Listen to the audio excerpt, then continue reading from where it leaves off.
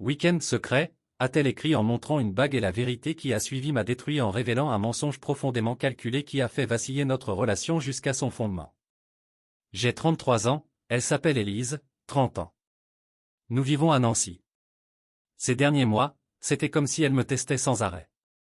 Devant ses amis, elle pouvait dire: Julien, tu pourrais au moins t'habiller correctement, à côté de moi, tu ressembles à un stagiaire. Tout le monde riait. Moi, j'avais honte. Pour son anniversaire, je lui avais offert un bracelet en or blanc.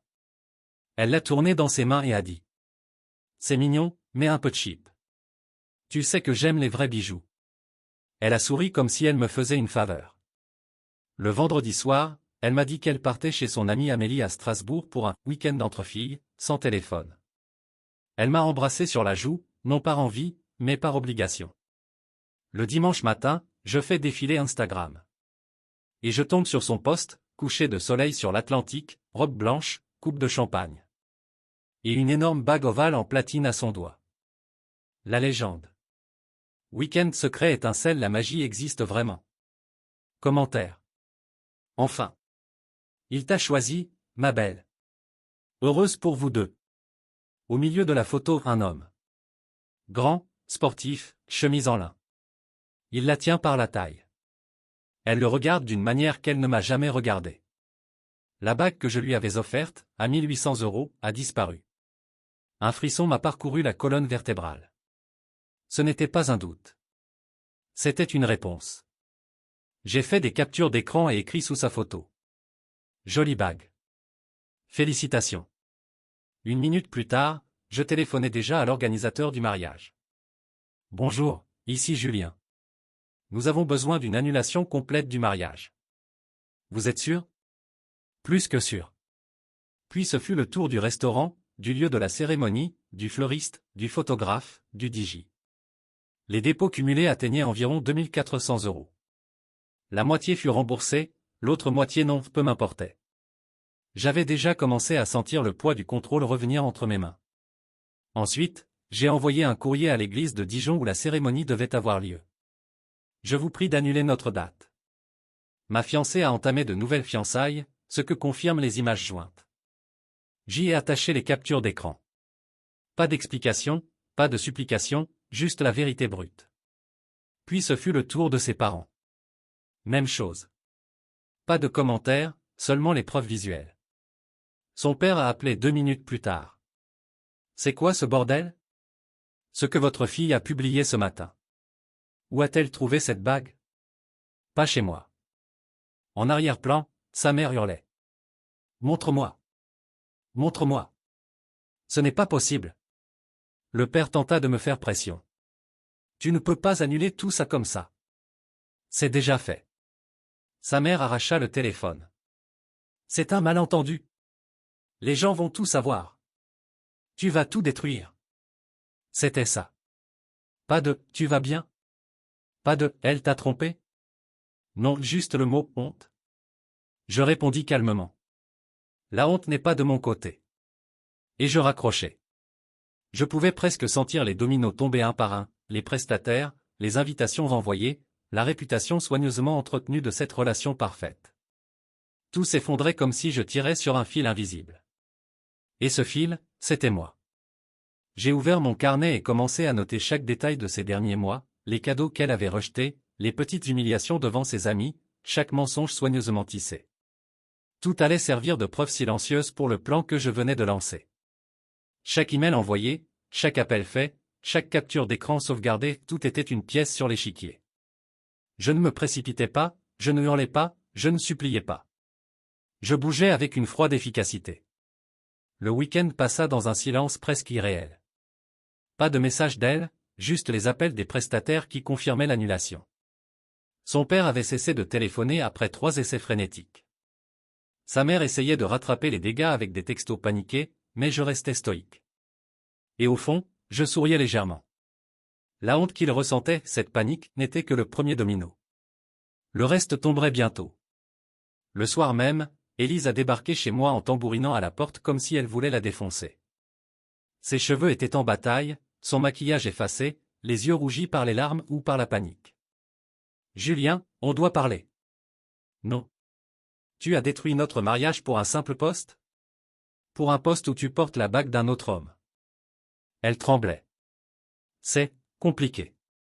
On se connaît depuis longtemps. On s'est retrouvés. Sur une plage? Avec une bague? Elle a fermé les yeux, inspiré profondément. Je n'avais pas prévu de publier. C'est lui qui a posté le premier. J'ai juste suivi le mouvement.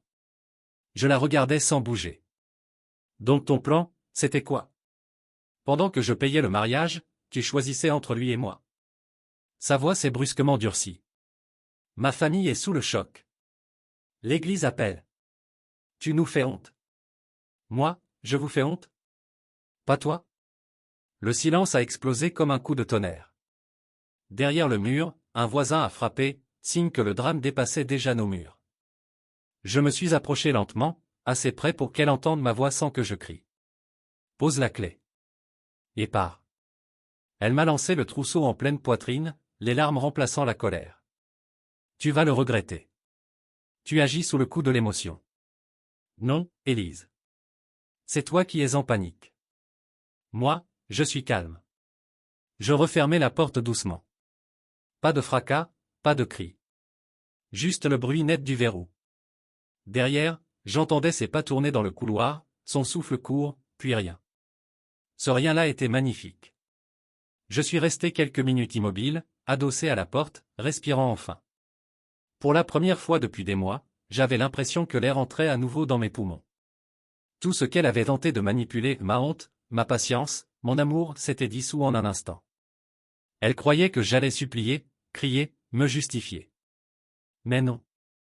Je n'avais plus rien à défendre. Les gens pensent que la fin d'un amour, c'est une explosion.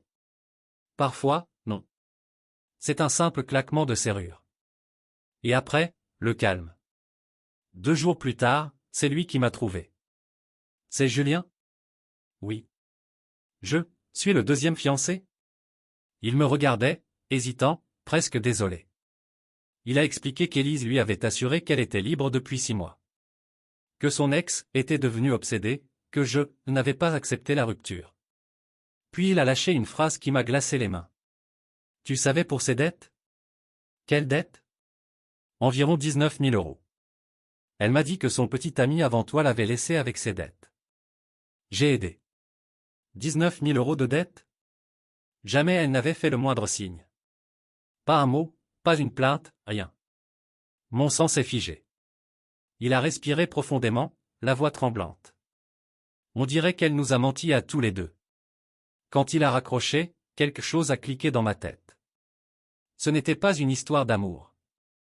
Ce n'était pas de la romance. C'était un plan. Une manipulation. Une machination savamment orchestrée. Plus tard, sa sœur a appelé. Elle disait à tout le monde que le week-end était passé avec moi. Je ne savais rien. Et, comme pour mettre la touche finale, elle a tenté de jouer la morale. Elle est dévastée, donne-lui une chance. Je l'ai regardé à travers l'écran, silencieux. Si ton mari avait posté des photos de fiançailles avec une autre femme, tu aurais donné une chance? Silence. Une pause longue, lourde, comme si elle comprenait soudain la gravité. J'ai raccroché. Chaque pièce tombait maintenant dans sa logique, les mensonges, les demi-vérités, les postures dramatiques. Tout commençait à se relier dans mon esprit. La bague, le post Instagram, les week-ends secrets, tout n'était qu'une façade pour couvrir un schéma plus vaste, manipulation, dettes cachées, mensonges répétés. Et moi, jusqu'à présent, j'étais resté silencieux. Observant. Notant. Capturant chaque preuve, chaque contradiction. Chaque capture d'écran, chaque message, chaque témoignage silencieux allait bientôt devenir ma défense et mon contre-attaque. Je ne me précipitais pas. Je ne me précipiterai jamais dans ce genre de bataille émotionnelle. La patience était mon arme. Le calme, ma force. Et tandis que chaque vérité éclatait en morceaux, je sentais le pouvoir revenir entre mes mains. Ce n'était plus seulement une trahison sentimentale. C'était une guerre silencieuse. Et je venais de préparer le terrain pour que chaque mensonge, chaque manipulation, chaque humiliation se retourne contre elle, avec la précision d'une mécanique parfaitement huilée. Ses parents m'ont invité dans un café. Son père avait l'air de ne pas avoir dormi depuis une semaine. Sa mère pleurait déjà avant même que je m'installe. Le père a commencé avec assurance. Le pasteur a accepté de maintenir la date pendant encore 45 jours. Elle est en thérapie. Elle change. Donne-lui une chance. Non. Sa mère a joint les mains, suppliant presque. S'il te plaît. La honte nous tue. Tout le monde dans la paroisse parle. Ce sont vos conversations. Vos illusions. Le père a tenté la pression financière. Nous paierons tout le mariage. Tu ne dépenseras pas un centime. Je ne vends pas ma confiance. Sa mère a presque crié. Tu te venges? Je me protège. Il y avait dans leurs yeux la panique d'une famille qui croyait que tout pouvait être rattrapé par la persuasion, par la culpabilité, par l'argent. Mais je n'étais pas là pour négocier. Chaque mot était choisi, chaque silence calculé. Je n'avais plus rien à perdre, et tout à gagner en restant calme. Une semaine plus tard, le pasteur a appelé. J'annule la date. Tu as raison. Ce n'est pas quelque chose qui se répare par des discussions. Ensuite, les messages ont commencé à affluer de ses amis. Minable. Petit garçon qui n'a pas supporté la pression. Égoïste, qui a détruit la vie d'une femme. J'ai répondu une seule fois. Elle était fiancée à 2 hommes. Ce n'est pas une erreur. C'est un choix. Et soudain, tout le monde s'est tu. Le silence est tombé sur la conversation comme une chape de plomb. Plus de pression, plus de critiques, plus de jugement. Juste le vide laissé par la vérité implacable. À ce moment, j'ai compris que le pouvoir du calme, de la méthode et des preuves tangibles surpassait toutes les tempêtes émotionnelles et les campagnes de culpabilisation. Chaque capture d'écran, chaque message, chaque détail que j'avais collecté depuis le début me protégeait et me rendait maître de la situation. Le scénario que j'avais imaginé dans ma tête se matérialisait lentement, Élise et sa famille tentaient de reconstruire un contrôle qui n'existait plus, mais le contrôle avait changé de main. Ce n'était plus elle qui dictait les termes, mais moi. Tout ce qu'ils pouvaient faire maintenant était observer, impuissant, le fil de leur illusion se rompre morceau par morceau. Et tandis que le silence s'installait, je sentais quelque chose que je n'avais pas ressenti depuis des mois, le calme après la tempête, une respiration libre, un ordre retrouvé. La revanche n'avait pas besoin de hurlements, ni de confrontation publique. Elle prenait la forme d'une simple vérité exposée, de frontières respectées et de dignité retrouvée. 2 mois ont passé. Les dépôts ont presque tous été remboursés, j'ai perdu seulement 1100 €. Moins cher qu'un divorce. Son nouveau fiancé l'a bloqué. Ses amis se sont détournés. Sa famille a cessé d'aller à l'église, trop de regards, trop de jugements. Élise vit chez ses parents, suit une thérapie, essaie de régler ses dettes. Nous n'avons plus parlé. Puis est arrivée une enveloppe sans adresse de retour. À l'intérieur, mon ancienne bague. Et une note. Pardonne-moi. J'ai détruit ce que je ne méritais pas. Tu as été honnête. Moi, je ne l'ai pas été. J'ai regardé cette lettre longtemps. Mais je n'ai ressenti aucun soulagement. Seulement un vide. J'ai vendu la bague, acheté un bon ordinateur portable et emménagé dans un nouvel appartement. J'ai commencé à vivre plus calmement. Plus honnêtement. Et j'ai compris quelque chose d'essentiel. Je ne me suis pas vengé. Je me suis simplement retiré de la pièce. Et les masques qu'elle portait depuis des années sont tombés d'eux-mêmes. La revanche n'avait pas besoin de cris, de posts viraux ou de confrontations publiques. La vérité et la dignité suffisaient. Le silence et le calme étaient ma victoire. Et pour la première fois depuis longtemps, je respirais.